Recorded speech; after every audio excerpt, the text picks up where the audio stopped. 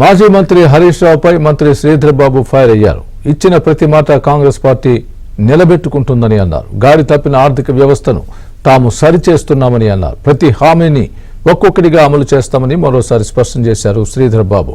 ప్రభుత్వ ఖాళీల్ని గుర్తించి job calendar ready చేస్తున్నామని అన్నారు. ఎన్నికల కోడ్ వల్ల కొన్ని పనులు ఆలస్యమైనట్టు తెలిపారు.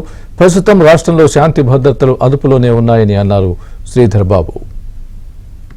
ఎప్పుడు లేని విధంగా మీరు 2011లో గ్రూప్ 1 పరీక్షలు ఆ రోజు కాంగ్రెస్ పార్టీ ప్రభుత్వ హయాంలో జరిపితే మళ్ళా తిరిగి మొన్ననే జరిపినాం.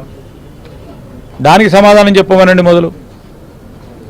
ఈరోజు గ్రూప్ 2 కానీ గ్రూప్ 4 కానీ ఇతరత్ర డిపార్ట్మెంట్లకు సంబంధించిన వేకెన్సీస్ ఫిల్ చేయడానికి స్టాటిస్టిక్స్ జమ చేసి ఈరోజు మేము జాబ్ క్యాలెండర్ని రిలీజ్ చేస్తూ ఉన్నాం. ఇంకా అంతకంటే కాదు. జాబ్ క్యాలెండర్ అంటే మాకు ఎవరు ప్రభుత్వంలో ఉన్నా, ఎవరు సంబంధిత అధికారి అక్కడ ఉన్నా, ఆ ఫలానా క్యాలెండర్ ఇయర్లో ఉన్న వేకెన్సీస్ను గుర్తించి ఆ సమయంలోనే పరీక్షను నిర్వహించి ముందుకు తీసుకెళ్లే కార్యక్రమం చేయబోతున్నాము.